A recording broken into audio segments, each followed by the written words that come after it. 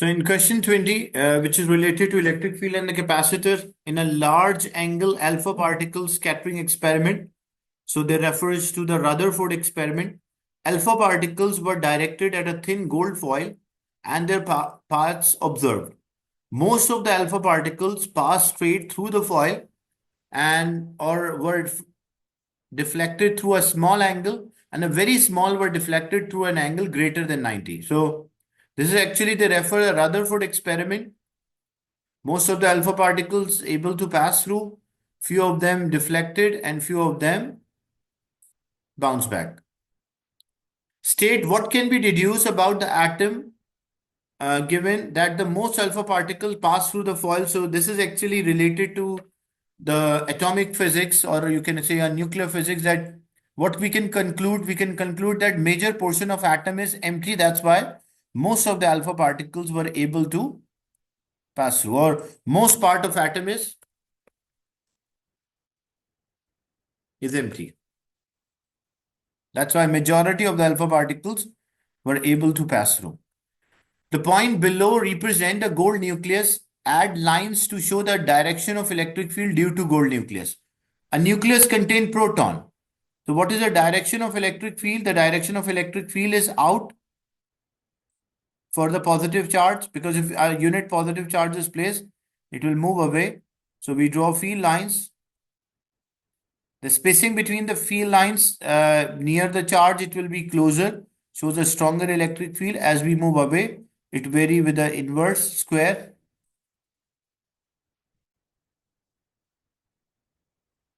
The next is an alpha particle that is moving directly towards the gold nucleus. So there's a gold nucleus and there's an alpha particle which is 2 protons and 2 neutrons. The minimum separation between the alpha particle and the gold nucleus that is given to us is 3.8 into 10 to the power minus 14 meter. The atomic number of a gold is 79, so means there are 79 protons. And this alpha particle is having 2 protons. So calculate the electrostatic force when it is minimum separation from the gold nucleus. So this is a minimum separation they have. Maximum can be any number, but minimum they come closer and then it move away. So we use the Coulomb's law that F is equals to K Q1 Q2 over R square. So the K is a fixed value 9 exponent 9 or 8.99 exponent 9. Q1 is the first charge, which is, you can take any one of them. If I take a gold nucleus, so I will write as 79. And how many, the proton, what is the charge of proton? The charge of proton will be given to you, which is 1.6 exponent minus 19 in the constants. But it's the same as the electron, so better memorize this value. And then 2 alpha particle contain 2 proton. Even though there are neutrons, but because they have neutral does not contribute to this force, that's why we did not include them. And divided by the separation, the distance between them, so 3.8 into 10 to the power minus 14 square. So when we substitute this, we got 25.2 Newton. That's the force which the alpha particle and the gold nuclei will apply on each other. It's not the force on only alpha particle, it's also a force on the gold nucleus, because this is forming a Newton pair force. So if the alpha particle try to push the gold nucleus with a force of 25.2, the gold nucleus will also push the alpha particle with the same force but in opposite direction. Is it clear, this one?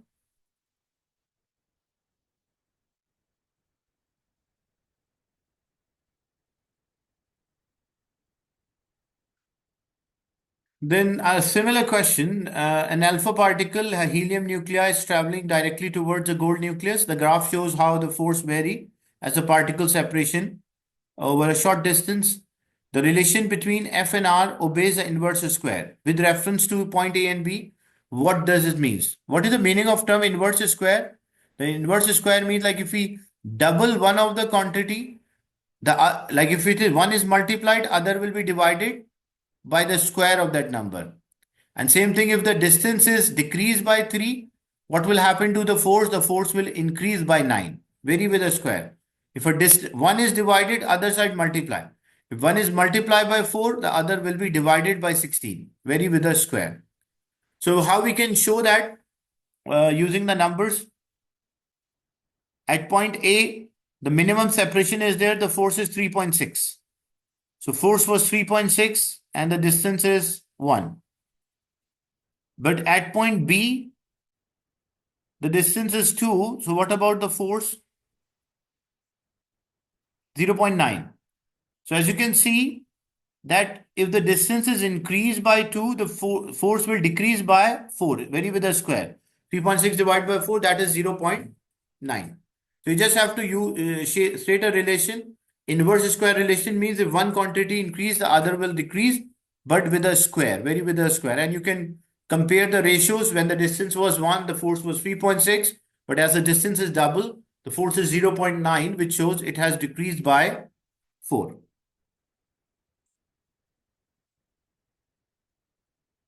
Calculate the force between the alpha particle and the gold nucleus when the separation is minimum, which is 4.5 exponent minus 14. It's the same question here. Here it was 3.8 separation. Now we have 4.5.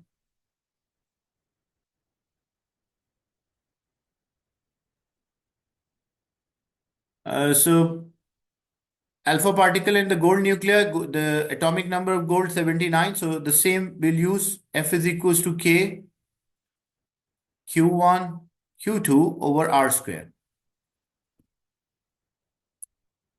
So this will be 8.99 exactly. 9 exponent 9 you normally use, but you can write 8.99 exponent 9. Then we have here, if we use alpha particles, so 2 into 1.6 into 10 to the power minus 19. That is because alpha particle contain 2 protons and 2 neutrons. And the gold nucleus, it is 79 protons are there. So 79 multiplied by 1.6 exponent minus 19 and divided by the distance square. So it was 4.5 into 10 to the power minus 14 square. So the force between them is 18 newtons.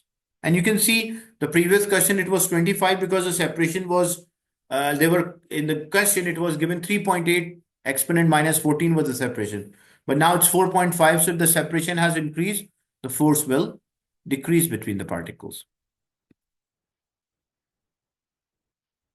Is it clear? This was question 21.